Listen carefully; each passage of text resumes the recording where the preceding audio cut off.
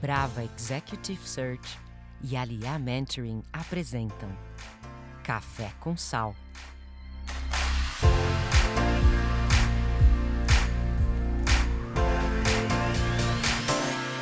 Bom dia e bem-vindos a mais um episódio do podcast Café com Sal, podcast que trata de carreira, liderança e empreendedorismo, diretamente aqui do Shopping Parque da Cidade, no Pocket Studio.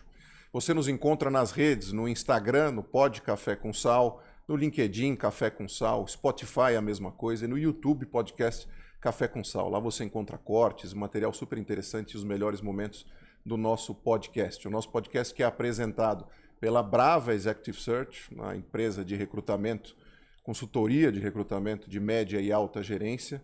Você encontra mais informações sobre a Brava no www.gobrava.com.br e pela Aliá Mentoring Academy, academia de mentoria de carreira. Se você busca mentoria individualizada, em grupo, com figuras importantes dos mercados específicos aos quais você se dedica, por favor, entre no nosso site www.aliamentoring.com.br para mais informações. Hoje eu recebo um empreendedor em série, essas figuras que fazem o Brasil girar, a roda e a economia girar, que é CEO e fundador da Biscoitê, a primeira boutique de biscoitos do Brasil, que começou num quiosque de 17 metros quadrados e hoje tem mais de 50 boutiques espalhadas pelo Brasil. Um prazer enorme receber o Raul Matos. Raul, obrigado. Super bem-vindo, que bom te rever, obrigado por prestigiar o nosso podcast. Obrigado pelo convite, prazer estar aqui para dividir um pouco sobre esse tema que eu sou apaixonado e que a minha vida é empreender. Bora falar um pouquinho, contar as histórias aí reais, para ver se a gente consegue inspirar um pouquinho ou confundir um pouquinho a cabeça das pessoas. Exato, essa é a ideia. A gente está aqui para provocar a turma e também trazer inspiração. Vocês reparam que a nossa mesa já está lotada de produtos, alguns deles o Raul vai comentar das últimas aí campanhas da Biscoitê, de datas especiais, mas de novo a gente quer conhecer mais o próprio Raul, acho que esse também é o propósito do nosso podcast. Raul, desculpe o termo, mas de que buraco você veio? De onde veio o Raul? Olha, o Raul veio da periferia de São Bernardo do Campo, mais precisamente ali do ladinho do DR, que é uma favela, uma comunidade incrível, mas de periferia. Estudou a vida toda em escola pública. A gente teve uma infância com várias dificuldades do ponto de vista financeiro, mas muitas alegrias. E uma infância incrível com mais 2 irmãos. Perdi a minha mãe cedo, tenho um pai alcoólatra, e isso tudo a gente, quando tinha lá seus 17 anos, todo mundo dizia que eu e meus irmãos não daríamos em nada, porque esse é o perfil da sociedade que normalmente dá errado. Mas como, apesar da minha mãe ter morrido cedo, ela deixou valores muito fortes conosco, essas dificuldades todas foram quase que um combustível para a gente falar, não, a gente precisa provar para ela, a gente precisa mostrar que dá para mudar essa realidade. E sem saber o que era ou o que a gente ia fazer, tanto eu quanto meus 2 irmãos, nós 3 somos empreendedores, cada um na sua área. Meu pai era um grande empreendedor, de periferia, tinha um botequinho na garagem de casa que vendia de marmita, frango assado, fliperama, a bebida alcoólica. A gente vendia tudo, né? Quem é da periferia sabe como é que funciona isso. Mas desde pequeno, a gente começou a trabalhar com 9 anos de idade, ainda com meu pai. Com 13 eu já estava cansado de trabalhar com ele, já não pedi demissão e fui trabalhar literalmente abrindo bucha numa empresa de luvas vegetais que chama Orgânica, que existe até hoje. E aí de lá, da produção, eu comecei a galgar as oportunidades de carreira sem saber o que era uma carreira, sem saber exatamente o que eu ia fazer, mas sabendo que qualquer coisa que a gente iria fazer, a gente tinha que se dedicar muito, que a gente tinha que estudar muito, e que a gente tinha que dar o nosso melhor. Então, desde abrir as buchas lá, que era uma coisa que eu chegava em casa com a mão, às vezes toda sangrando, com 13, 14 anos, que hoje diriam, nossa, isso é uma exploração infantil. Eu sou extremamente grato por isso, porque se não fosse essa experiência, eu talvez não tivesse a resiliência que eu tenho hoje, quando eu preciso decidir um negócio de milhões de reais. Eu lembro de que nada é fácil. e de que quando você não tem a opção de sair, você vai lá e faz. Você não questiona. E isso, de novo, eu fui aprender nos pequenos momentos da minha carreira. Depois fui promotor fui office boy, fui promotor de vendas, fui assistente de faturamento. Acabei indo para uma empresa onde eu era promotor de vendas, essa empresa quebrou. E aí eu virei sócio dessa empresa. E não porque eu era um gênio ou porque eu acreditava, mas porque eu não tinha opção. Eu tinha uma dívida na faculdade. O dono da empresa na época falou: cara, eu não vou ficar mais nesse negócio, eu cansei, eu não tenho mais dinheiro para colocar. Quer ficar aí com um pedaço da empresa pelo que eu te devo? Eu não tinha a menor noção do que eu estava fazendo. A empresa na época, isso em 98, devia acho que 150 mil reais. Eu não tinha dinheiro para colocar gasolina no carro. Na verdade, eu nem tinha um carro, era um carro emprestado. E eu falei: legal, eu topo. E aí acabei virando sócio dessa empresa. Quando a gente começou, o engraçado é que a gente não tinha nada, né? Mas a gente queria fazer a maior fábrica de barra de cereais do Brasil. E esse era o nosso sonho. E a gente falava, e de novo, todo mundo dava risada, falava: mas como vocês vão fazer? Vocês não tem nem fábrica. Era uma mesa um pouco maior que essa, onde a gente abria as barrinhas de cereais à mão. Eu, que fazia na época administração e comércio exterior, com bolsa na Metodista, fui literalmente para a cozinha para mexer as panelas ali, tentar fazer as fórmulas. Não porque eu sabia, mas é porque eu era a única pessoa que podia fazer isso. Acabei estudando muito sobre fórmulas, sobre os ingredientes, e acabei virando um especialista em desenvolvimento de barra de cereais. A gente desenvolveu mais de 150 barras de cereais para o Brasil e para vários países do mundo, com marcas como Kellogg's, Pão de Açúcar, na época Barateiro, Fibrasmil. Foram mais de 40 marcas. Isso cortando a história há alguns anos, né? Mas foram mais de 40 marcas de fórmulas que a gente fez, daquele moleque lá que não entendia nada, mas que tinha muita vontade de fazer e que ia atrás de conhecimento e usava uma coisa que eu uso até hoje, que é quando você não sabe fazer, se você tem a humildade de pedir ajuda para as pessoas certas, essas pessoas vão te ajudar. Esse é um aprendizado que eu tive a minha vida toda, né? Quando você entra numa nova área e você fala não sei, e manda uma mensagem para o CEO de uma empresa, eu fiz isso algumas vezes na minha vida, e fala: cara, eu tenho 22 anos, ou 30, ou 18, eu estou querendo fazer isso e eu queria aprender. Será que você pode me dar 5 minutos do seu tempo? Normalmente você consegue. Às vezes você não consegue isso dos executivos, mas você consegue dos empreendedores. Não tenho nenhuma, não é nenhuma crítica, mas na minha vida isso foi uma constatação. Eu tive várias empresas grandes onde eu tinha uma dificuldade enorme de repente vender uma ideia para um corpo diretivo, para os vice-presidentes e tal. E aí eu virava e falava: quem é o dono dessa empresa? O dono dessa empresa é essa pessoa. Então eu tenho um negócio relevante para ele. Então eu quero arrumar o telefone dele. Teve um caso engraçado que eu fiquei quase um ano ligando todos os dias para uma secretária de um presidente de uma grande empresa, que hoje é um amigão meu e que eu super admiro, e falava: eu queria falar com uma pessoa tal. Aí eu falava: quem está falando? Aqui é Raul Matos. Ele sabe quem é. Eu não tinha a menor ideia quem era o Raul Matos. Era a tua tática para passar pelo Era a minha tática para passar pela secretária. E assim, naquela época não tinha celulares, as coisas assim, então não tinha WhatsApp, nem LinkedIn, que hoje é fácil você acessar. E aí eu liguei persistentemente por muito tempo, até que um momento tocou meu telefone e essa pessoa falou assim: oi, eu estou te retornando a ligação aqui, o que é? Aí você tem 5 segundos para falar alguma coisa relevante para essa outra pessoa, para que ela não desligue e para que ela te dê atenção.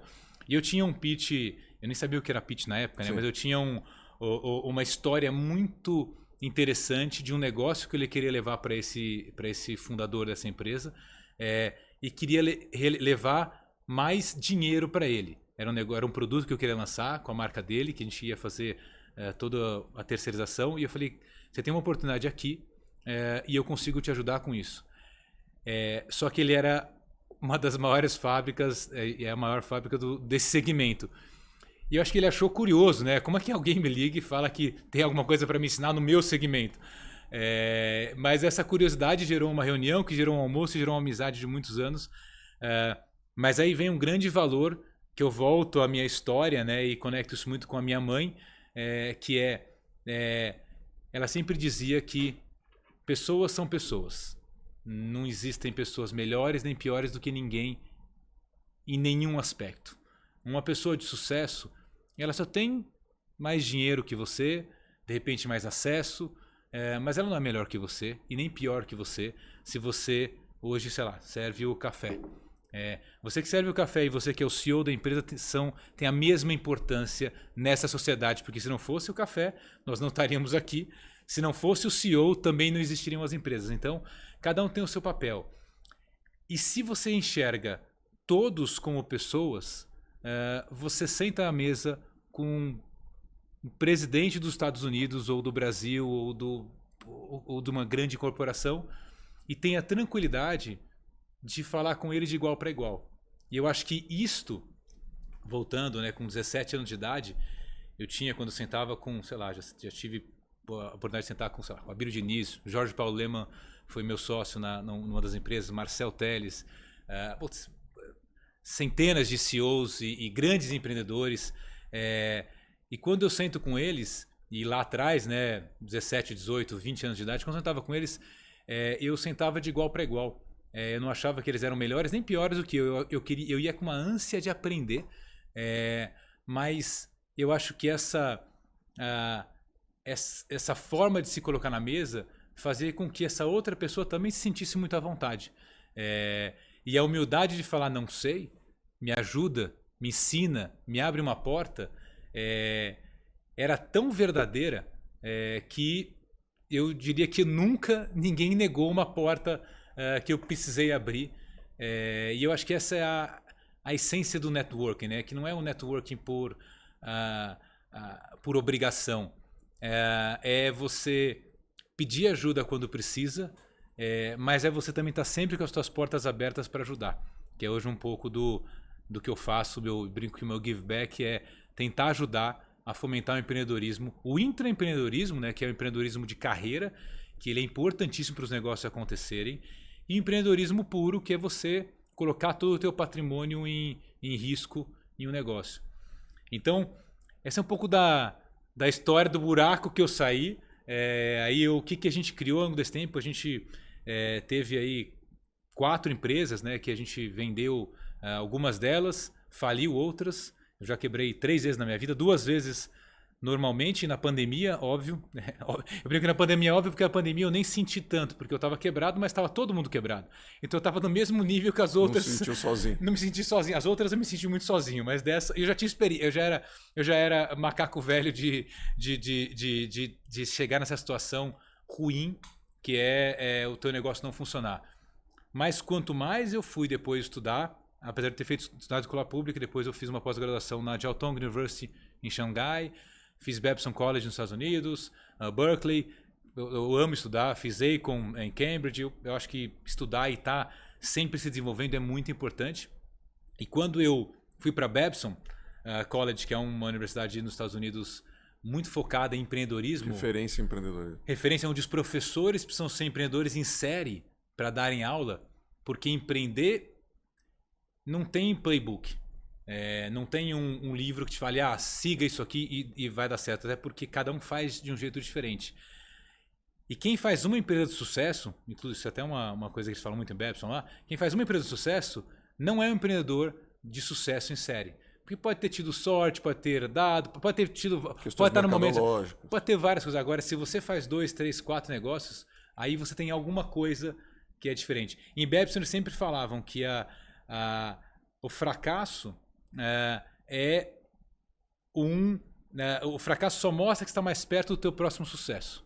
Porque empreender e o sucesso é um ciclo de alta e baixa eterno.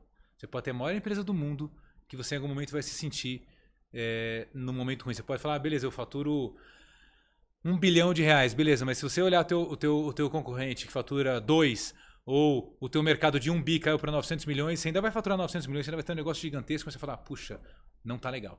Então, ter consciência de que os ciclos acontecem e não sofrer tanto com eles é algo que é muito importante. Então, essa experiência de ter quebrado algumas vezes me ajudou na pandemia a me recuperar mais rápido. Ô, Raul, eu tô pensando aqui, cara, eu acho que a gente pode pleitear, eu e aqui o pessoal do estúdio do Café com Sal, eu acho que os ouvintes e e quem nos assiste a tirar uma carteira de estudante, porque isso aqui é uma aula, né? Vamos, desculpa até mencionar, mas assim, cara, espetacular. Sem palavras o teu depoimento, de verdade, para quem ouve histórias como eu, todo dia, o tempo todo. Me fala uma coisa, você foi forjado na rua. Sim. Vamos dizer assim. No aço, como eu digo lá em casa. No aço? Esponja e tudo. Como você vê que é retratado, ou como é retratado aos teus olhos, no teu olhar, o empreendedorismo, não só no Brasil, mas no mundo? Porque assim, tudo que você falou aqui é de uma responsabilidade muito grande para quem está do outro lado, com anseios de empreender, de ter um novo olhar sobre liderança, sobre carreira, enfim, os assuntos todos que você obviamente muito bem tocou aqui. Você acha que o empreendedorismo é retratado da forma correta para afetar, por exemplo, alguém que tem uma história parecida com a tua ou vem do lugar que você veio? Não. E essa é uma das minhas missões de vida, né? Eu acho que quando você chega numa fase, você consegue achar o propósito da empresa e numa fase um pouquinho mais avançada de consciência, você consegue achar o teu propósito. Eu até falei recentemente numa universidade que eu fui, eu falei, mas eu estava falando com pessoas muito jovens, né? E eu falei, mas não corram atrás do propósito de vocês, porque vocês não vão achar o propósito correndo atrás do propósito. Vocês não vão achar o propósito da empresa fazendo um brainstorm ok, vamos hoje fazer um brainstorm para a gente trazer o propósito da empresa. O propósito da empresa, ele emerge, ele sai das pessoas que fundaram o negócio e que dirigem o negócio. Dito isso, um dos meus propósitos é poder mostrar para a grande maioria dos brasileiros, porque nós temos um país aí com mais de 200 milhões de pessoas, mas infelizmente com mais de 2/3 do nosso país tem histórias parecidas com a minha. Infelizmente, essas pessoas não enxergam que empreender ou que ter sucesso ou que chegar a CEO de uma empresa é para elas. Eu tenho uma história real que eu me lembrei agora. Eu estava no último ano do ensino médio, no Vladimir Herzog, que era a minha escola pública, e eu e um amigo a gente estava estudando para entrar na faculdade. Só 2 numa classe, sei lá, 50 alunos. E aí a gente estava no recreio lá, estudando e tal, e a professora chegou e falou pra gente, a professora que adorava, a gente chegou pra gente, o que vocês estão fazendo? A gente está estudando que a gente quer passar na faculdade. A professora falou pra gente, mas como é que vocês vão pagar a faculdade? Você sabe quanto custa a faculdade? Falou isso pra vocês? Não, desse jeito. Aí a gente falou, a gente não tem a menor ideia de quanto custa a faculdade, mas a gente quer passar. Se a gente passar, a gente consegue depois ver como é que a gente faz. Ela falou, não, isso não foi feito para vocês. Estudem, continuem estudando, façam um curso técnico. Na época tinha a ET Lauro Gomes lá, que era um ensino técnico. Façam um ensino técnico, arrumem um emprego de supervisor, tal, virem um gerente, que isso vai ser uma coisa máximo que vocês podem fazer. Mas não tentem ir para a faculdade, porque vocês vão se frustrar. Porque eu sei que vocês têm capacidade de passar, mas vocês não têm capacidade de pagar. Porque vocês não têm pai, porque minha mãe tinha falecido, você não tem dinheiro, você também não tem. Então, assim, isso foi um soco no estômago, né? Até contando a história me emociona, porque eu até sempre falo que eu não julgo esta professora, porque ela queria o nosso melhor. Dentro da lente dela, esse era o melhor que ela podia fazer pra gente, porque ela provavelmente já viu várias histórias de pessoas que foram e não conseguiram.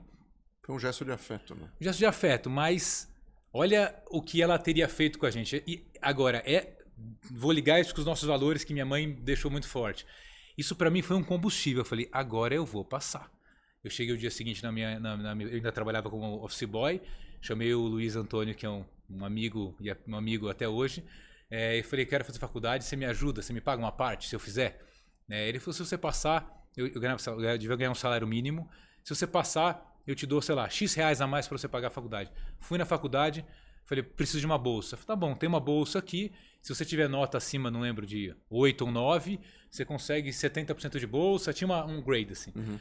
E aí eu consegui entrar na faculdade, fazer a faculdade com bolsa e com a ajuda do meu chefe. Então, eu só liguei numa outra história, mas porque às vezes a gente precisa fazer as coisas fora da média do nosso ambiente para conseguir ter resultados diferentes. Então, eu consegui fazer a faculdade, mas se eu fosse seguir o status quo ali, eu não teria. Por quê? Porque o grande exemplo destas comunidades, desses lugares mais simples, não são os empreendedores que estão aqui na Faria Lima ou onde a gente está. Infelizmente, são as pessoas que às vezes não fazem as coisas certas na vida, são as pessoas que vão para o mundo do crime, são as pessoas que vão... Porque lá na favela é o único cara que tem um tênis, que tem uma calça, que tem uma TV, que tem... E ninguém que tem sucesso, e hoje eu sei, porque eu conheço muita gente que também veio de uma história parecida que tem sucesso, mas culpa nossa porque a gente não volta para contar essas histórias. E por isso eu estou aqui hoje, por isso eu dedico hoje uma parte do meu tempo para contar essas histórias, para falar. Uma das minhas missões é conseguir inspirar e falar, gente, eu fiz esse caminho, ele é duro, ele é complexo, mas dá para fazer. E digo mais, quando você consegue crescer, tem 3 letrinhas que te atrapalham demais quando você tem sucesso. Ego. Essas 3 letrinhas que você busca tanto, né? Quando você pega a pirâmide de Maslow, o que você quer ter, necessidades básicas, tá? Status, autorrealização. A necessidade de status é ego. E o ego é bom se você consegue enxergar e dominar ele e falar, legal, não que eu não possa ter, mas você precisa dizer para que você quer ter.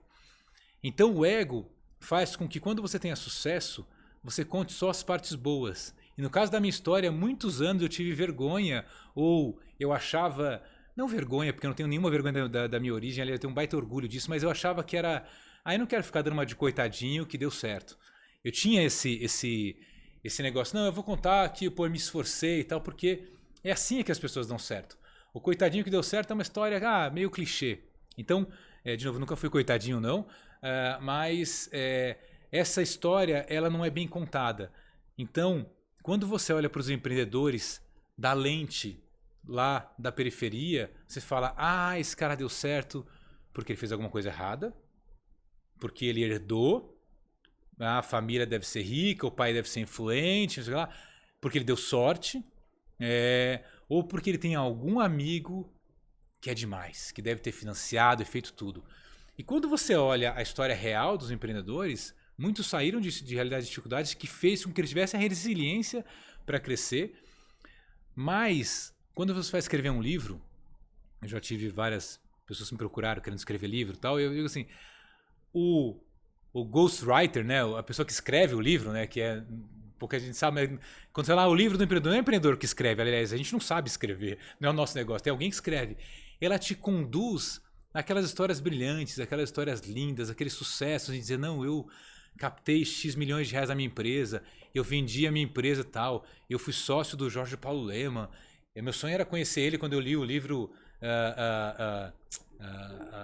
me fugiu o nome do Sonho Grande. Capa, Sonho Grande. Quando eu li o Sonho Grande, né? Aliás, antes de ler o Sonho Grande, era um dos empreendedores que eu mais admirava. Até agora tá muitos questionamentos sobre ele, mas eu continuo admirando ele e o Marcel muito.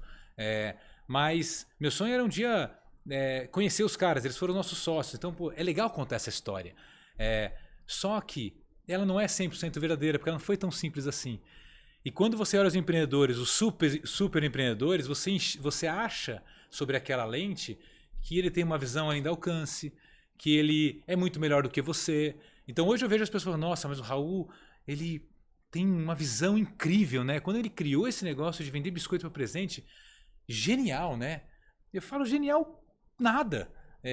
Eu tô 23 anos trabalhando com biscoito. Eu lancei mais de 600 produtos para 17 países no mundo. Depois de tudo isso, eu quando fui fazer isso, nem meu sócio acreditava. Nem o fundo acreditava. Eu tive que colocar o meu dinheiro, pegar minhas economias e falar, eu vou vender biscoitos para presente porque eu acredito. E a história que eu recebi era, mas nenhum lugar do mundo é feito assim. Tá bom, se nenhum lugar do mundo é feito assim, eu vou ser o primeiro do mundo a fazer. Porque eu acredito, porque eu acho que se você levar uma experiência incrível, as pessoas vão pagar mais. Porque não é o produto. A gente compra pela experiência. A gente encanta pelo lado emocional do cérebro, não pelo lado racional. Eu costumo dizer que ninguém compra uma Ferrari porque ela é mais rápida. Você só pode andar a 60 km por hora ou a 120. Sim. Você compra uma Ferrari que vai a 300 km por hora. Por quê? Aí ego, necessidade de status, etc. Mas porque aquilo te encantou. E te encantou pelo lado não racional do cérebro. Te encantou pelo lado emocional, pelo que você pode sentir com aquilo. E quando a gente criou a Biscoitê, a gente queria uma marca que você sentisse. A gente queria uma marca que você tivesse uma experiência incrível. E a gente falou, biscoito é um mercado gigantesco. São 23 bilhões de reais só no Brasil. Só de biscoito. Só de biscoito por ano. Uma penetração que é de 99,7%. Significa que todo mundo come biscoito quase todos os dias. O Brasil é um dos maiores do mundo, né, de penetração.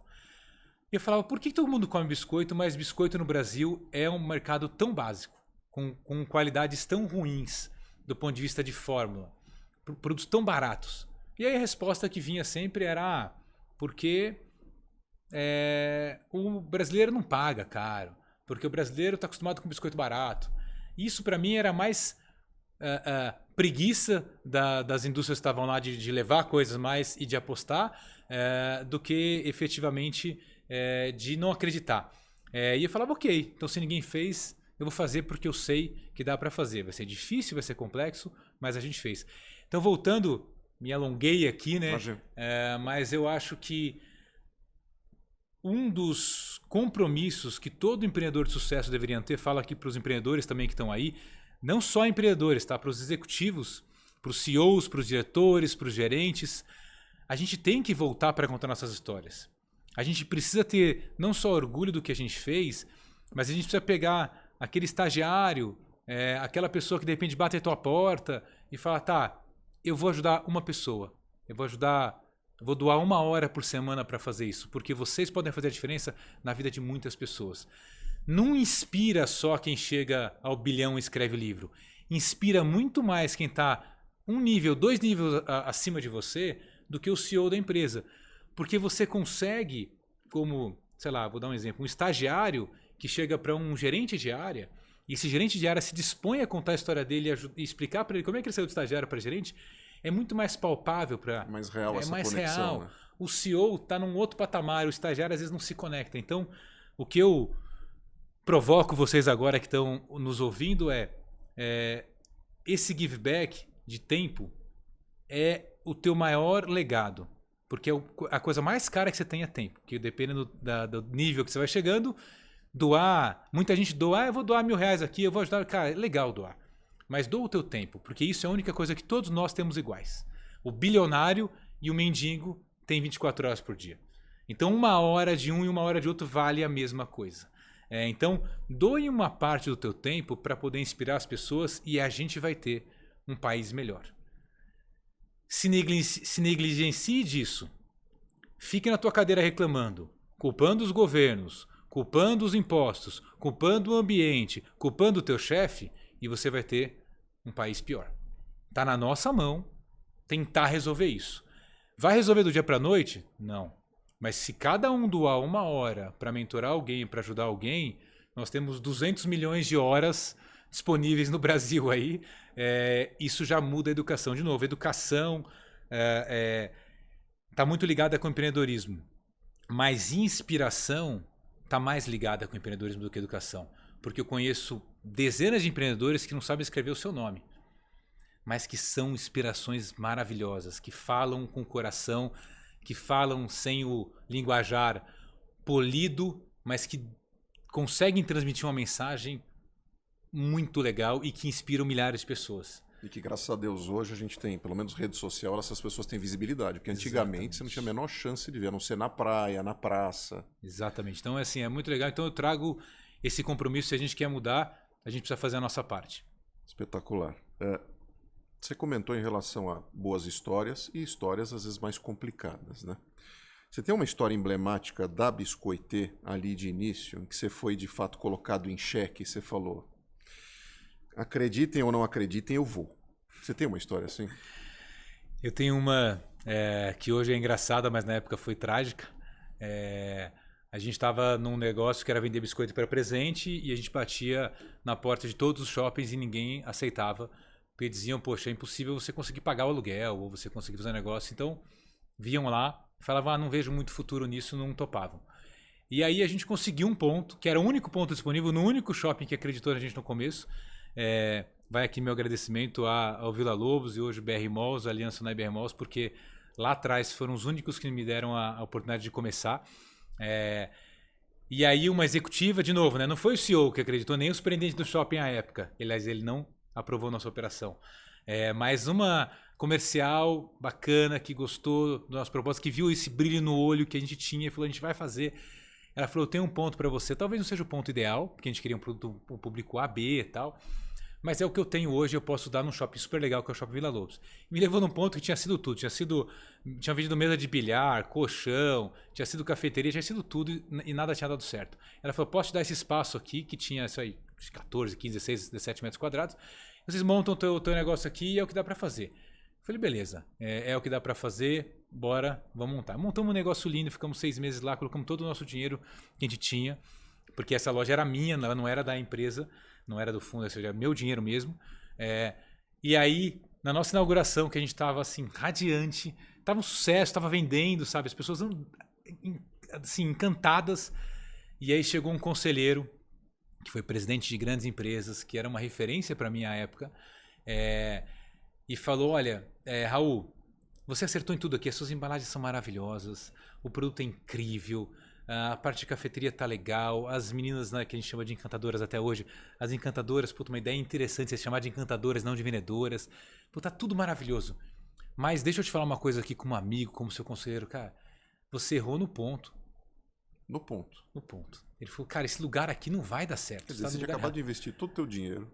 E ponto é a única coisa que você não consegue mudar, não né? muda. Se ele falar assim, eu não gostei do produto, dá pra mudar. Aí eu falei, na hora a minha vontade era chorar, eu falava, porque eu admirava esse cara, e esse cara é um cara de muito sucesso, de muita visão. Não é um demérito, não. De novo, ele também tentou me ajudar. Não, e a gente não acerta sempre. E ele falou, não, e aí eu falei, cara, tá legal, obrigado, mas voltei lá pra inauguração, mas aquilo me machucou aquela noite toda. E eu falei, putz, se eu errei no ponto, eu coloquei todo o meu dinheiro, eu vou falir daqui a 3 meses, porque não vai vender, porque não sei o quê. Porque tinha aí um outro parênteses para vocês não acreditarem nas coisas que contam para vocês. Não em tudo, cheque tudo. Esse negócio de pesquisa de mercado, de que o consumidor se comporta assim, de que o fluxo de shopping funciona assim. Eu vou dar um exemplo meu, né? Eu estava embaixo de uma escada rolante, do lado de 2 escadas, né? E aí quando eu entrei lá, as estatísticas e os números de mercado diziam, não, mas ninguém compra quando chega no shopping, nem quando sai do shopping. É um momento de respiro. Então você não vai conseguir vender e tal. Então eu peguei e comprei essa ideia com esse monte de dado e falei, ferrou. Eu coloquei meu dinheiro aqui, eu não consigo mudar, não tem outro ponto. Então, pô, daqui a 3 meses eu tô falido. Mas volto à minha origem e à resiliência. Eu falo, cara, assim, não é opção desistir. Eu vou até o fim e vou agora trabalhar o dobro para encantar os clientes e para conseguir fazer vender. E 2 anos depois, essa lojinha, no ponto errado, de 17 metros quadrados, faturava mais do que uma mega store, uma flagship, como eles chamavam, que eles abriram de uma outra marca nos Jardins, maravilhosa, gastaram acho que R$1 milhão, R$1,5 milhão. E a gente estava 2 anos depois lá, vendendo mais do que eles vendiam nessa mega store. Qual que é o aprendizado que eu tenho aqui? Primeiro nem sempre você empreende com aquilo que você precisa. Você empreende com o que você tem. Exato. O ponto ideal, o lugar ideal, as pessoas ideais, o time, o dream team, esqueçam. É o que tem. Faz o melhor com o que você tem. E vai aos poucos dando o seu upgrade. Então, quando eu tive a oportunidade... O ponto era incrível, a gente faturava super bem. 4 anos depois, a gente mudou para uma loja. Mas aí um investimento muito maior, que eu nem tinha na época esse capital. Então, assim, vai dando os seus upgrades. Mas não desiste da ideia por isso. Se você acha que esse problema é relevante, monta um mini plano de ação. Como eu resolvo esse problema? O meu fluxo não é legal. Então tá. Então vende pelo iFood. Então vende pelo WhatsApp. Então leva teu cliente. Então faz parceria no shopping. Então marca reuniões na tua loja. Acha uma forma de passar esse obstáculo, mas não desiste por ele. Porque esse obstáculo que esse plano de ação e essa ação que você tomou para superar esse obstáculo vai te servir, às vezes, anos depois, e alguém vai olhar e falar, putz, por que a Biscoitê, a gente tem loja, a gente tem quiosques que faturam mais de R$2,5 milhões por ano. Um quiosque de um shopping. Aí você fala, por que a Biscoitê consegue ter esse sucesso inteiro vendendo biscoito? Porque foram todas essas dificuldades que a gente teve, somadas às atitudes que a gente teve, que a gente continua aplicando isso. Então, dentro da Biscoitê, a gente sempre que abre, faz parceria com todo mundo no shopping. A gente trata o lojista como o nosso cliente principal. E não sei se você sabe, mas os lojistas estão me ouvindo aqui, vão saber o que eu estou falando. Eu fui lojista, servi café há muito tempo. E você vai numa outra loja com um uniforme de uma outra marca consumir, as pessoas te olham com um certo preconceito. Eu não sabia. Porque você é lojista, você não, e principalmente marcas mais top, você de repente está fora do target da classe A, B que foi dado para esse vendedor. Não é culpa do vendedor, é culpa da marca, é culpa do dono. Porque eu digo que na Biscoitê, os lojistas são nossos principais aliados. Primeiro, porque eles estão todos os dias no shopping. Segundo, porque eles nos levam clientes. E terceiro, porque se ele estiver encantado e se sentir em casa, a gente vai ser o refúgio dele. Ele tá lá, sei lá, um vendedor de moda, tá lá o dia inteiro, tal. Na loja dele tem café, tem champanhe, tem tudo que ele quiser. Mas ele vai sair de lá, ele vai no tempo dele na Biscoitê. Um break. E quando ele chega lá, alguém vai dizer, bom dia, tá tudo bem com você? Isso, nessa conexão humana, ela recarrega as energias de quem trabalha em shopping, sabe o que eu tô falando, trabalhando 7 dias por semana, folgam só 2 dias por ano, das 9 da manhã às 10, 11 horas da noite, cara, é dura essa vida. Então, quando você tem esse refúgio, você faz. Então, só fechando o raciocínio, cada uma das dificuldades fez com que a gente criasse um mini plano de ação, e não um plano de ação gigante.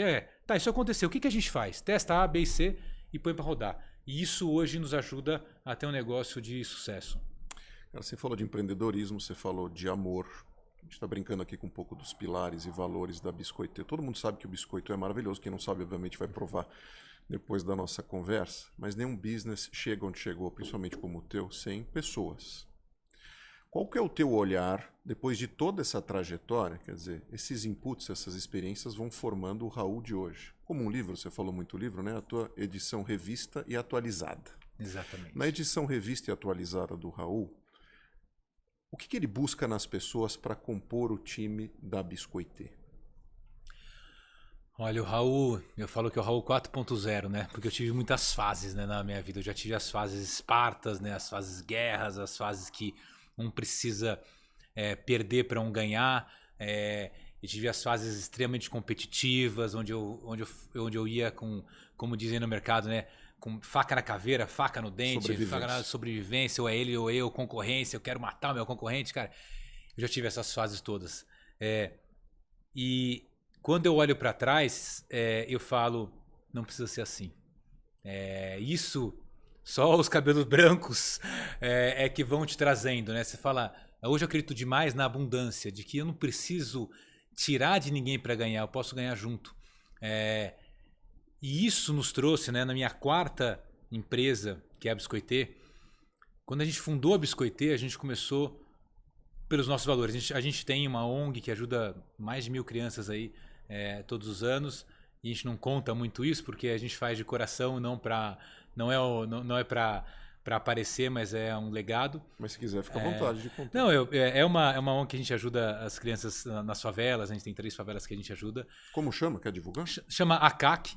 E a gente faz todos os finais de ano umas sacolinhas, a gente faz Dia das Mães, a gente faz várias ações muito bacanas. Tem um site para que essas pessoas possam buscar? Tem o Instagram, acac.ong. Depois eu coloco lá, eu mando o Insta. Mas a gente aí, eu tô emendando essas histórias por quê? Porque eu falei, empreendedorismo é a melhor forma de inclusão social do mundo. Se eu sei empreender, se eu gosto de empreender, se isso me preenche, me move, eu quero montar uma outra, depois de ter vendido a minha empresa anterior, uma venda de bastante sucesso e tal, eu falei, tá, agora eu vou montar uma outra empresa, em vez de eu, vou tirar férias, cara, assim, vou montar um outro negócio, porque empreender é o que eu sei fazer e colocar o meu capital intelectual e financeiro num negócio, vai me aproximar desse propósito se eu fizer direito. E fazer direito significa que a gente colocou o nosso propósito desde o início, que é transformar a vida das pessoas através de momentos, biscoitos e presentes feitos com amor. A gente não está no negócio para abrir X lojas, a gente não está no negócio para ter X de EBITDA, a gente não está no negócio para faturar X milhões ou bilhões, a gente está num negócio que precisa ter lojas, faturar, ter centenas de pessoas para cumprir esse propósito. para todas as pessoas que toquem o nosso ambiente, sejam franqueados, sejam colaboradores, sejam prestadores de serviços, que a gente possa transformar para o bem a vida dessas pessoas. Então, quando a gente colocou esse propósito, e os nossos valores são pessoas, amor e empreendedorismo, e eu falo isso em todas as nossas reuniões, até porque isso você precisa falar todos os dias para o teu time e para você nunca esquecer por que você fez isso. Isso vai fazendo com que você monte um time com base nesses valores. E quando a gente olha o maior sucesso da Biscoitê hoje, não é a nossa fórmula do produto, são as pessoas. E aí você pode me perguntar, mas como é que você conseguiu ter um time maravilhoso? Tá me perguntando se você tem um time maravilhoso desde o começo. É porque você tinha dinheiro, né? Porque você vendeu outra empresa, você estava... Pouca gente sabe, mas eu vendi a empresa, mas eu não recebi. Eu recebi em suaves parcelas. Então, o cara falava, você vendeu por milhões. E, cara, beleza, mas o dinheiro não entrou. E eu comecei a Biscoitê colocando mais do que eu tinha de dinheiro e colocando dívida. Então, eu comecei conectando as pessoas pelo que elas eram e não pelo que elas sabiam. E isso era inadmissível nas outras versões do Raul, das outras empresas que eu tinha. Cabia. Não cabia, porque como é que eu vou contratar alguém, sei lá, para gerir as minhas lojas se o cara nunca geriu loja? Mas será que precisa saber gerir loja? Que tem um playbook tão hard, tão duro, que você tem que seguir isso e você precisa de 20 anos de experiência para você poder gerir uma loja? Ou será que alguém que adora servir, que gosta de pessoas, que se preocupa com o outro, não vai ser um líder muito melhor e vai tomar atitudes que o outro playbook não deixaria ele tomar porque ele não sabe que não pode? Então a gente começou assim. A gente começou trazendo gente que acreditava no nosso negócio, que foram investir a vida deles com a gente. Então a gente não tinha salário, o salário era muito baixo. Até hoje a gente ainda tem essa dificuldade, mas a gente hoje, óbvio, está melhor. Mas a pessoa ganhava X, ela precisava vir ganhando menos, mas acreditava que ia crescer com a gente, tinha um ambiente legal, e eu falava sempre, vocês estão entrando agora, que vão fazer o nosso ambiente. Não peçam para que, qual que é o ambiente da Biscoitê? O ambiente da Biscoitê vai ser um ambiente que o nosso nível gerencial e de diretoria vai ter. Então, tomem muito cuidado com quem vocês contratam, com quem são os pares de vocês. Esses são os nossos valores. Qualquer coisa que saia disso, tragam para mim, porque aí eu vou resolver. Agora, a decisão, por exemplo, de uma loja, aconteceu já, tinha uma cliente que teve um problema lá, derrubou o café, teve um problema, e aí a líder achou que ela tinha que comprar uma outra blusa para a cliente, porque a cliente ia para uma entrevista e era uma pessoa simples. Ela tomou uma decisão totalmente fora do playbook, mas ela não perguntou para ninguém.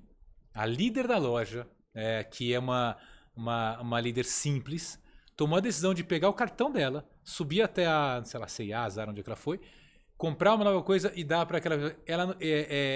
E aí, depois que ela fez, que ela resolveu o problema, ela comunicou quando a gente foi para a loja. Mas foi tão natural. E aí eu falei, tá aí os nossos valores. Porque em qualquer outro lugar, fala, pô, mas você gastou, a pessoa gastou R$6, você gastou 200, mas pô, mas não vale a pena, mas não foi a hora que derrubou o café. Não interessa. Você não quer encantar? Se você quer encantar, você precisa fazer coisas que não estão no playbook. Você precisa dar autonomia para que a decisão aconteça na nossa encantadora que está na ponta com você olho no olho. Porque ela, se ela tiver o nosso valor de empreendedorismo, que é olhar a empresa como dela, de amor, de tratar o outro com amor e de pessoas, ela vai tomar a decisão que ela acha melhor. E pode até ser diferente da decisão que eu tomaria. Mas se ela está dentro desse nosso quadradinho que a gente fala, ela está correta. Então, isso é lindo de falar, dificílimo de fazer. Implementar. Porque quanto mais você cresce, você cria processo. Você traz consultoria para escrever, você vai engessando. Você quer as pessoas inovadoras. A Biscoitê é uma empresa super inovadora. A gente lança mais de 100 produtos por ano. E aí as pessoas me perguntam, nossa, você deve ter um time de 30 pessoas lá, né? Não, a gente tem um time muito pequeno, muito comprometido. E que corre riscos. E que lança as coisas que não dão certo. Lança produtos que às vezes... óbvio, a gente não corre... a gente sempre toma muito cuidado com a fórmula, com o produto, isso tem que ser sempre incrível, mas de repente a gente erra um price point, a gente erra uma embalagem, a gente erra... Devia ter 100 gramas, tem 200 e tal. A gente erra. Tudo bem, porque a gente consegue corrigir rápido. Se eu começar a medir o meu time de inovação só pela pelo que ele acerta, ele vai começar a mitigar o erro. E ele vai testar menos, ele vai inovar menos, e ele nunca vai misturar, como eu tenho nesse produto aqui, parmesão curado, Você que quer é um mostrar? queijo. Mostra, Raul. Esse aqui é um dos nossos produtos incríveis, chama Tartufo, que é um parmesão curado com queijo, com azeite de trufas brancas de alba. Uau. É muito complexo. Sim. Aroma super difícil. Toda vez que a gente começou, mas a trufa é muito volátil, não funciona no biscoito. Bom, provem, funciona e é uma delícia. Vai muito bem com uma cerveja, com vinho. Isso é uma inovação radical. Quando você lança, quando a gente lançou, as pessoas falam, não quero nem provar. Sem dúvida, eu nunca ouvi falar de uma combinação. Deve ser estranho isso, né? Agora, se você está medindo o teu time, a tua empresa, pelo nível de acertos, talvez eles não lançassem isso. Eles iam lançar o quê? Baunilha com chocolate, chocolate com morango, morango com pistache, que está em alta, o conhecido. O que está na pesquisa, o que a consultoria disse que tinha que fazer. Por quê? Porque eu brinco, né? Eu fiz muita inovação para as grandes empresas, né? E eu falava que o maior problema das grandes corporações eram elas mesmas. Por quê? Quando você tem um budget para seguir, quando você tem os seus OKRs, quando você tem as tuas metas, quando você tem teu nível de assertividade de planejamento que você precisa entregar para a tua companhia, você está sendo incentivado a fazer exatamente aquilo que está lá. Você não está sendo incentivado a ir muito além. Porque se você for muito além, o teu ganho vai ser marginal, mas o teu prejuízo vai ser desproporcional. Você vai ser mandado embora, ou você vai perder teu bônus, o teu risco vai ser desproporcional. Então, essa assimetria entre ganho e risco faz com que a maioria dos executivos não tomem decisões de dono. E é isso que a gente vê nas empresas, e é por isso que as grandes corporações hoje estão em xeque. As pequenas, eu tive muito próximo de grandes indústrias de alimentos dos Estados Unidos, por exemplo, a gente fez um trabalho junto lá, quase fiquei sócio de uma lá para tocar uma área de inovação, e eu dizia isso no board, eu dizia, gente, eu faturava, sei lá, 60, 70 bi, uma empresa gigantesca. Você sabe qual que é o problema da empresa? Vocês. Porque esta meta de dobrar o EBITDA a cada 3, 4 anos, de fazer a fábrica ter só uma acuracidade tal e um nível de perda em uma OEE, que é a produção X, faz com que o cara não queira colocar um produto diferente porque a máquina dele vai parar. E ele não tem como reportar isso. E ele não está disposto a reportar isso, porque senão... E aí você vai deixar de lançar esse produto e você não vai conseguir nunca inovar. Aí o que você vai ter que fazer? Montar um fundo de venture capital para investir em empresas que estão inovando.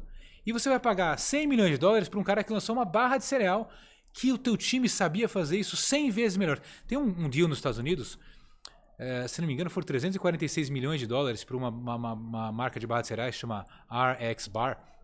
Se são 340 ou 600, que a Kellogg's comprou. E que eu sempre uso ele como exemplo, tá? Não que eu acho que seja ruim o deal, eu acho que a Kellogg mandou super bem de comprar, mas a Kellogg entende demais de barra. As pessoas da Kellogg já desenvolveram produtos de escolha, são incríveis. Por que eles não lançaram isso? Por que eles não fizeram isso? Primeiro, porque errar não é tão legal em nenhuma grande corporação.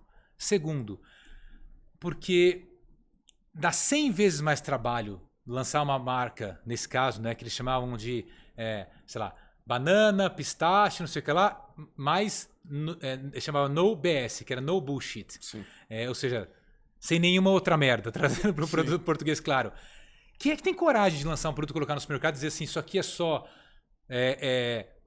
banana, amêndoas e nenhuma outra merda? E numa certa cultura, você não tem coragem de vender essa ideia, porque até porque você vai vendendo ideias em layers e layers e ninguém vai se responsabilizar por você.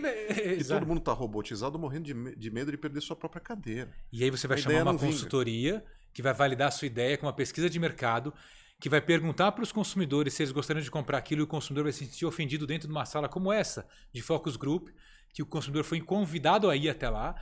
Então, assim, tá tudo de ponta cabeça. Então, por isso que eu acredito muito, né, naquele long tail, né, na cadeia, né, de produtos. As grandes companhias foram criadas, as grandes corporações foram criadas para atuar no que mais vende, no best-seller, nos winners, etc. O mundo mudou. O mundo não é mais do winner. O mundo é daquele produto que vende 100 unidades, não 100 milhões de unidades. Só que aquele produto que vende 100 unidades, vezes 100 milhões de pessoas, vende muito mais do que aquele que vende 100 unidades. Eu digo isso porque, no fundo, empreender dentro de uma empresa, que eu acho que tem muita gente aqui que faz isso, é você tomar risco acima daquilo que você... E se você tiver uma empresa que não respeita isso, vou provocar vocês aqui agora. Bate na porta da RH, pede as contas e vai para um lugar que te valoriza. Porque se você quer fazer isso, se você está disposto a tomar esse risco, e a tua companhia... Eu tive numa palestra que eu falei, mas é que meu chefe nunca entenderia. Você está com o chefe errado. Troca de chefe. Troca de chefe. Por que você está lá? Troca de CEP. Mas é porque, eu já estou há 10 anos lá, eu já tenho um cargo. Ou você não confia na tua ideia, ou você não confia em você. Porque se você confia na tua ideia e você confia em você, pega essa ideia, pega as tuas coisas, sai. Não fica reclamando. Você jamais vai conseguir mudar 3, 4 layers acima de você, sozinho. Ou você vai ter uma coisa hercúlea, um esforço hercúleo. Então, sai. Se isso vai te fazer feliz. Até porque, voltando a uma meta que para mim é muito mais importante do que sucesso hoje, é felicidade. O que é sucesso? É ter mais dinheiro? No meu caso, é ter mais lojas? É vender mais uma empresa? É comprar, eu invisto em algumas, é comprar mais 5? Não. Sucesso é eu estar feliz. Sucesso é eu estar fazendo aquilo que eu gosto. Sucesso é eu estar com um time que eu tenho orgulho. Sucesso é olhar para a Biscoitê hoje e falar direto, né, 220 pessoas, indiretos mais de 350 pessoas. Das 350 pessoas que hoje vivem de Biscoitê, eu tenho a convicção que eu faço tudo para que elas possam ser felizes. Tudo. E não é pagar o melhor salário, dar mesa de ping-pong, chopp no escritório. Gente, isso aí é bullshit. Isso não é o que as pessoas querem. As pessoas querem ser respeitadas. As pessoas querem um olhar. As pessoas querem ter espaço. As pessoas querem poder ouvir, querem ser vistas. Aí você fala, mas como é que eu faço isso? Primeiro, faz você para os teus diretos. Respeite nosso caso é a Tânia lá, né, que serve o nosso café.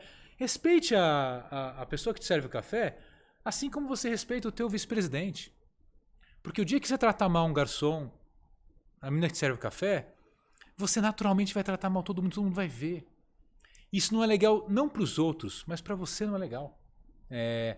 E vai te afastar de ser feliz, de ser completo. Por isso que, uma outra coisa que eu falo muito, que eu ainda convivo muito com a favela, com a comunidade, eu digo o seguinte, tem muito mais gente feliz na comunidade do que na Faria Lima. Feliz. Porque, de novo, não é um preconceito, não é que um tá certo, outro tá errado, tem muita dificuldade lá financeira, tem às vezes dificuldade para comer, tem dificuldade em necessidades básicas, mas tem um senso de comunidade muito maior. Uma outra história interessante que eu me dei conta depois que casei é que eu nunca tive uma caixa de ferramenta em casa. Porque quem aqui mora em comunidade sabe que ninguém tem todas as ferramentas. Que é o Zé da escada, é o Raul que tem a furadeira, é o Sal que tem a parafusadeira, é o outro que sabe enxelagem, é o pedreiro. Quando você vai construir a tua casa, fazer qualquer coisa, você vai lá e pede as ferramentas e muitas vezes abre a porta do cara e pega e depois avisa. Isso é comum. Aí eu casei, vim morar aqui e falei, preciso fazer um furo aqui. Aí falei com a minha esposa, acho que eu vou mandar no grupo do prédio aqui, tal, que eu preciso de uma furadeira e tal. Mas por que você não vai na Leroy aqui e compra uma? Eu falei, mas é porque eu não preciso de uma furadeira, eu só queria um furo. Não, mas então eu vou pedir pro teu pai. Mas é chato, né? Porque toda hora você pede ferramenta pro meu pai. Carol, me desculpa aqui por expor a gente, mas é importante. Perdão, cara. Perdão. Aí eu falei, não, mas eu só queria um furo. E meu sogro é incrível, ele sempre me empresta. Ele falou, mas pô, vai lá, tal. Aí eu falei, Carol, mas assim, eu só queria um furo. Eu não quero ter uma furadeira, não preciso comprar uma furadeira. Eu posso comprar 100 furadeiras se eu quiser, mas eu não preciso disso. E aí eu me dei conta de que quando você vem de uma realidade difícil, o senso de comunidade é necessidade para você sobreviver. Então, se você não tem carro, não tem problema, porque você sabe quem tem carro, se você precisar, você vai lá e ele vai te emprestar. Aqui, vou estereotipar com a Faria Lima, pelo amor de Deus, não é a Faria Lima em si, mas assim, quando você vai para um outro nível, as pessoas têm... Não, eu tenho que ter o meu carro, eu tenho que ter a minha furadeira, eu tenho que ter o meu negócio, porque, pô, para que eu vou pedir emprestado se eu posso comprar? Mas a gente não para refletir que poder comprar não quer dizer que você precisa comprar. Ter dinheiro não significa que você precisa gastar. E a maior métrica que você pode ter de quem está no controle é você olhar pro bem que você quer. Eu posso ter uma Ferrari, mas eu não quero ter. Porque quando você não pode ter, você querer ter é impossível. Quando você pode ter e decide não ter, você está dizendo quem manda nessa relação da economia. Você está dizendo quem manda no dinheiro. Fala, dinheiro, beleza, eu preciso de você, mas eu mando. Eu não trabalho para você. Eu posso ter o que eu quiser, mas eu decidi não ter. Porque só para provar para mim mesmo que eu não preciso daquilo para ser feliz.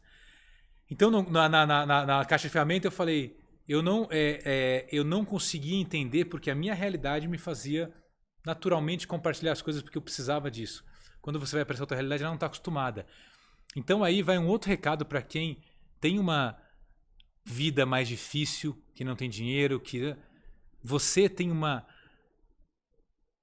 vantagem em relação aos outros empreendedores, que é que você já tem o senso de comunidade. Você já está acostumado a chamar as pessoas para construir a tua casa sem pagar nada.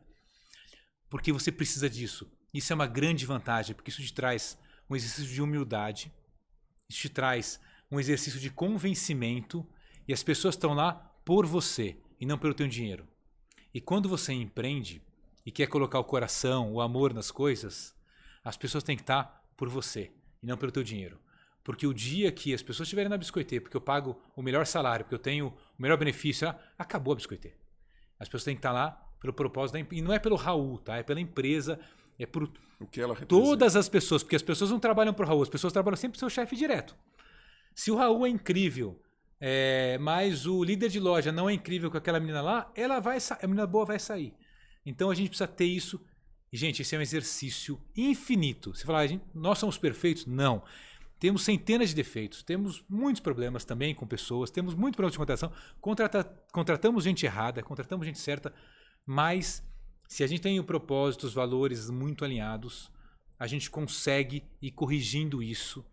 E se você não tem esse norte, você vai perceber, depois de 30, 40 anos empreendendo, que você tem uma empresa com milhares de funcionários que te odeiam, e você tem um gerente do banco que te adora porque você tem uma conta incrível, mas quando você tira a conta de lá, o cara não olha na tua cara. Você tem amigos que gostam de você porque você tem um barco, porque você tem um avião, porque você tem um helicóptero, mas você não tem quase ninguém de verdade, porque as pessoas não estavam ali porque gostavam de você, estavam ali pelo teu dinheiro. E esse é um dos maiores aprendizados que eu tive ao longo da minha vida. E empreender com paixão faz com que você consiga trazer as pessoas e o negócio cresce exponencialmente. Espetacular, Raul. Me fala uma coisa.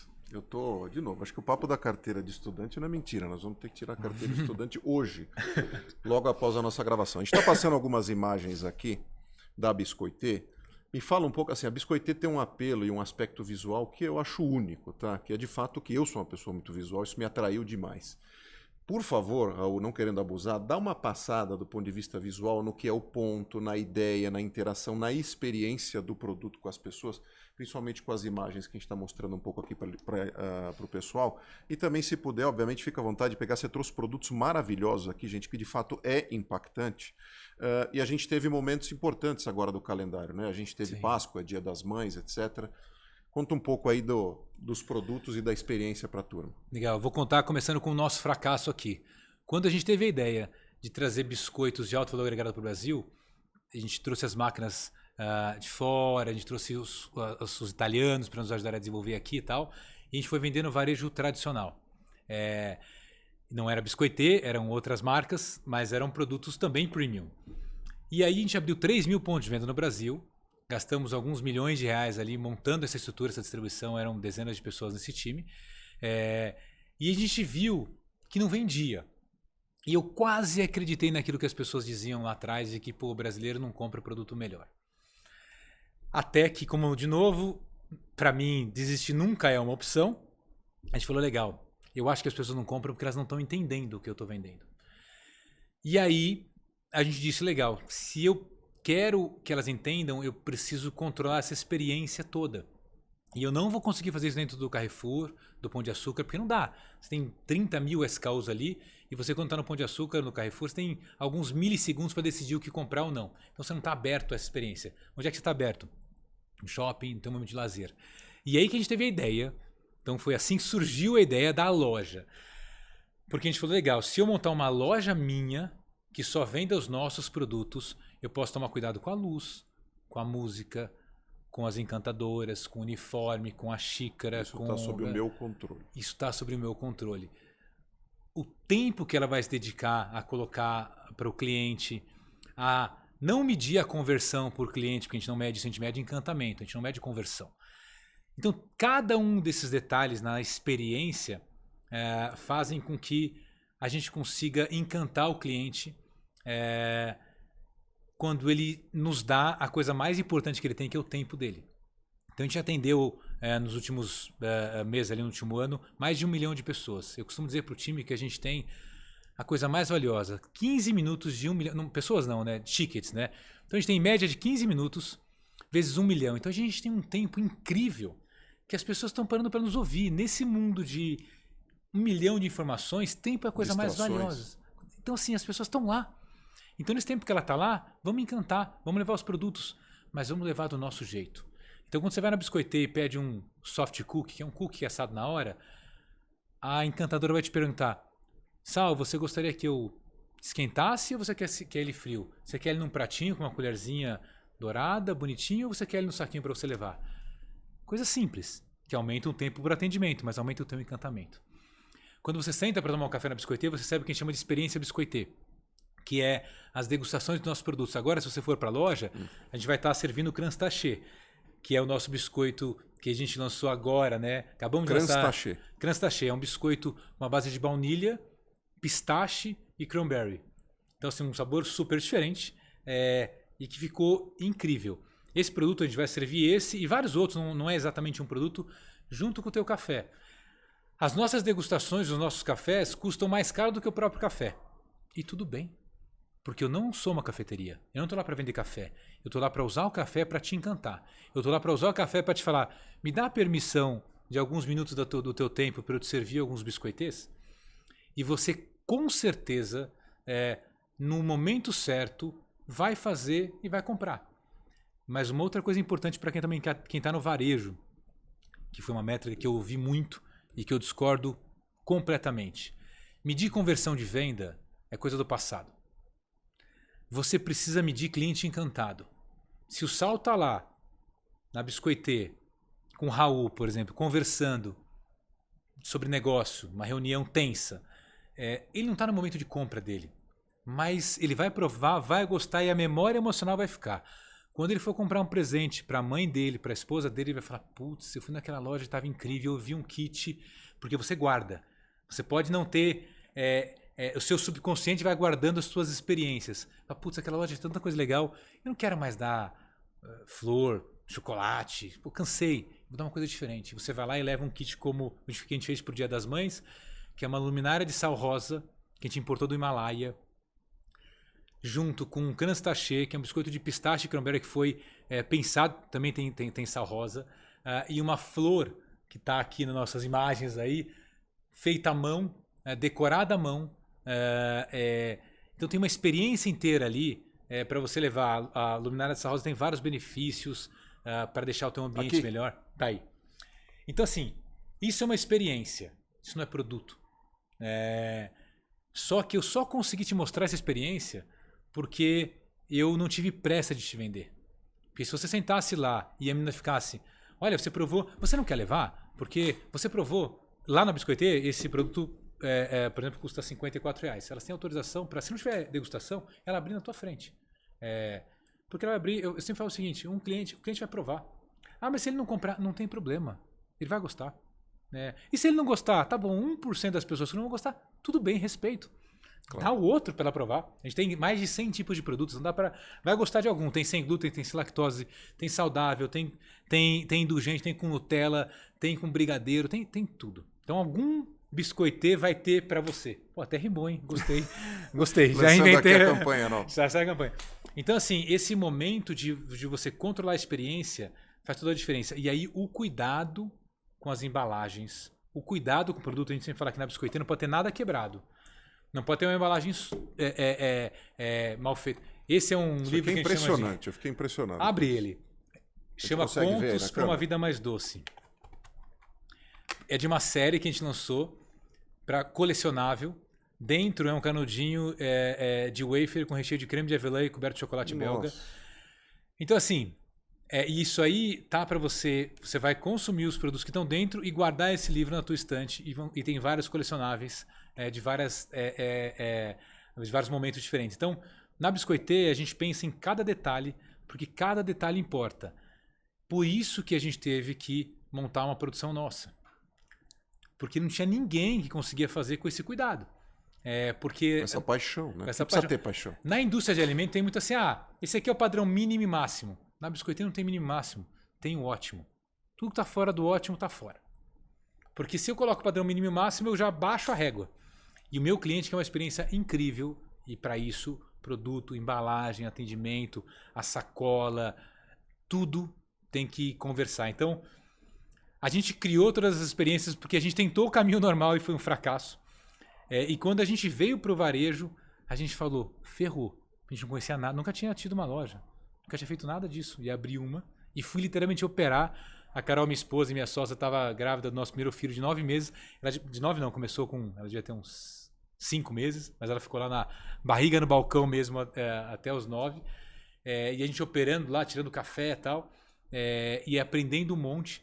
Para depois, também um outro ponto importante. Sucesso vem com tempo. Se você empreende para ganhar dinheiro, desculpa, não faça. Você não vai ganhar dinheiro rápido. Ninguém ganha. Me dá um exemplo que eu não conheço. Sucesso vem com tempo. Isso não é só empreender, acho que na carreira também. Sucesso meteórico existe depois de 10 anos. E se você quer criar alguma coisa incrível, você tem que operar, tem que fazer, tem que lavar a xícara no nosso caso, tem que tirar café, tem que entender sobre isso, porque senão você não consegue liderar. A gente levou de 2013 até 2019 para escalar o nosso negócio. Em 2017 a gente decidiu trocar a marca e jogar tudo que a gente tinha feito fora, porque de 2013 até 2017 a gente apanhou um monte e falou, tá, e tinha um negócio de sucesso. E ainda assim a gente falou, ainda não é uma experiência incrível. É legal, vende bem, tem rentabilidade, mas ainda não é incrível.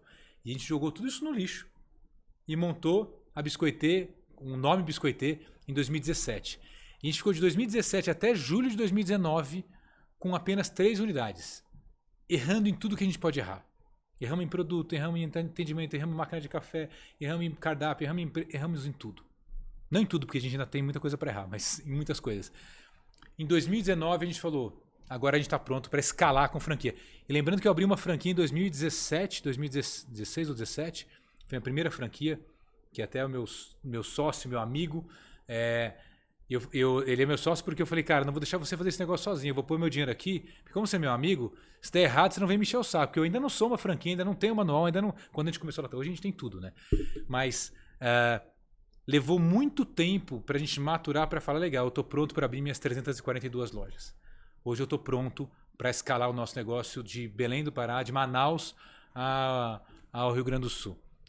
Mas não tenham pressa, porque a pressa vai te levar a erros exponenciais. Se você erra pequeno, beleza, você corrige, você machuca pouco o teu caixa, poucas pessoas, você erra poucos clientes. Se você erra com 500 lojas, você não se recupera. Então eu acho que se você de verdade acredita, se sair não é uma opção, tenha paciência, acerta o modelo e depois você escala, porque você vai ter muito mais segurança para poder fazer isso. E aí, quando você cresce muito, já não dá mais, porque são centenas de pessoas, milhões de reais acontecendo, perder ali 10% já é algo complexo. Raul, eu já era fã da Biscoitê, agora eu sou ainda mais. Eu te falo de coração, olhando nos teus olhos. Já te encaro como um amigo. A minha admiração por você só cresceu. Você não tem ideia do depoimento que você deu aqui. Talvez você não tenha agora, depois você vai acompanhar a preciosidade do que você nos trouxe e trouxe para quem acompanha o Café com Sal. Isso, gente, é um empreendedor na veia, com vitórias, derrotas, aprendizados e um banho de humildade. Então, só posso te agradecer. Desde o dia que eu fiz contato contigo, a tua humildade, a tua disponibilidade, o teu jeito despojado e verdadeiro de ser, acho que faz uma diferença muito grande. Fizeram para mim. Eu imagino nas pessoas que trabalham contigo e têm a oportunidade de interagir contigo. Só te agradeço, meu amigo. Obrigado por tudo. Até a próxima. Até a próxima. De novo, muito obrigado. Fica registrado o nosso agradecimento, porque de fato você abrilhantou demais a nossa manhã. E se você quiser deixar algum recado, algum contato da Biscoitê, para que as pessoas tenham a oportunidade também de conhecer, o site da Biscoitê qual é? Biscoitê.com.br. Biscoitê.com.br. A gente está em 53 shoppings no Brasil. Se você quer ser um franqueado, manda uma mensagem para a gente. Se você quer ser um franqueado e se conecta com os nossos valores, com tudo que eu falei aqui, não é o melhor retorno sobre investimento, né? A gente tem sim essas coisas, mas você tem que estar disposto a transformar a vida das pessoas. Manda uma mensagem para a gente, que a gente vai ter o prazer de ter você no nosso time aí. Espetacular. Pessoal, obrigado mais uma vez pela atenção de vocês, a audiência de vocês. Até o próximo Café com Sal. Um abração. Tchau, tchau.